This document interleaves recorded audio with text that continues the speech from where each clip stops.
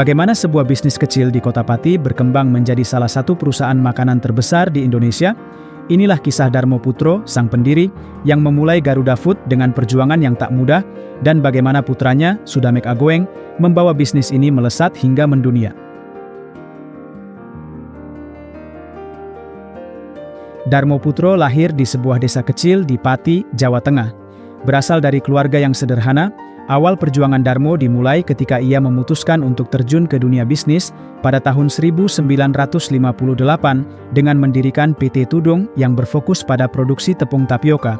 Tepung ini banyak dibutuhkan di berbagai industri makanan dan menjadi produk andalan PT Tudung saat itu. Pada awalnya, PT Tudung hanya memproduksi tapioka, tetapi Darmo melihat peluang yang lebih besar di sektor makanan ringan. Di tahun 1970-an, Darmo mulai mencoba memperluas produk dengan memproduksi kacang kulit tanpa merek, yang kemudian menggunakan merek kacang Garuda. Tak jarang Darmo mendapat kritik dan dianggap sebelah mata. Sebagai contoh, ketika mulai memperkenalkan kacang Garuda, banyak yang meragukan apakah produk tersebut bisa bersaing di pasar yang sudah ramai. Namun, Darmo tidak pernah berhenti mencari cara untuk memperbaiki produknya, bahkan ia melakukan riset secara mandiri untuk menciptakan rasa yang disukai banyak orang. Pada akhir 1990-an, Darmo Putro menyerahkan kendali perusahaan kepada anaknya, Sudamek Agoeng Waspodo Sonjoto.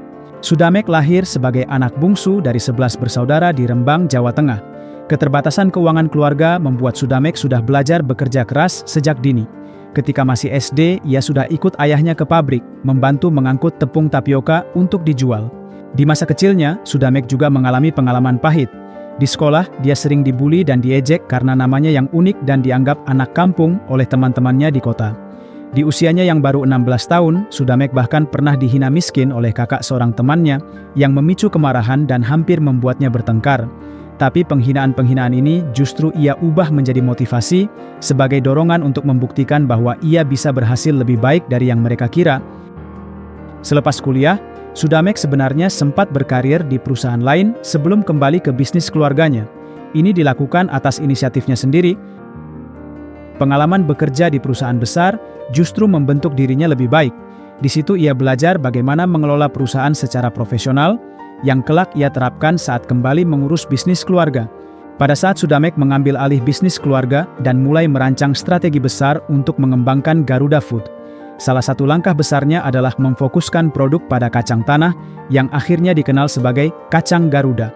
Meski awalnya banyak yang meremehkan, bahkan menyebut kacang sebagai produk yang kacangan, Sudamek tetap berani mengambil langkah besar. Ia bahkan pernah ditolak oleh stasiun TV saat ingin memasang iklan, namun hal ini tak membuatnya menyerah. Pada akhirnya, kacang Garuda meledak di pasar dan berhasil meraih omzet ratusan miliar, menjadikan Garuda Food salah satu perusahaan makanan ternama di Indonesia. Dengan konsistensi, keuletan, dan kreativitasnya, ia berhasil membawa perusahaan terus tumbuh hingga kini beragam produk Garuda Food dapat ditemui di banyak rak supermarket.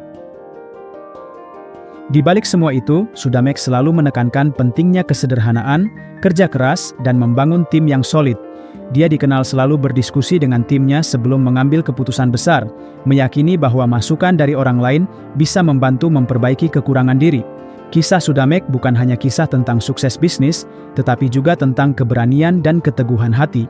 Pengalaman getirnya di masa kecil dan kegigihannya dalam menghadapi berbagai tantangan mengajarkan kita bahwa setiap hambatan bisa menjadi batu loncatan menuju sukses jika kita mampu melihatnya sebagai peluang.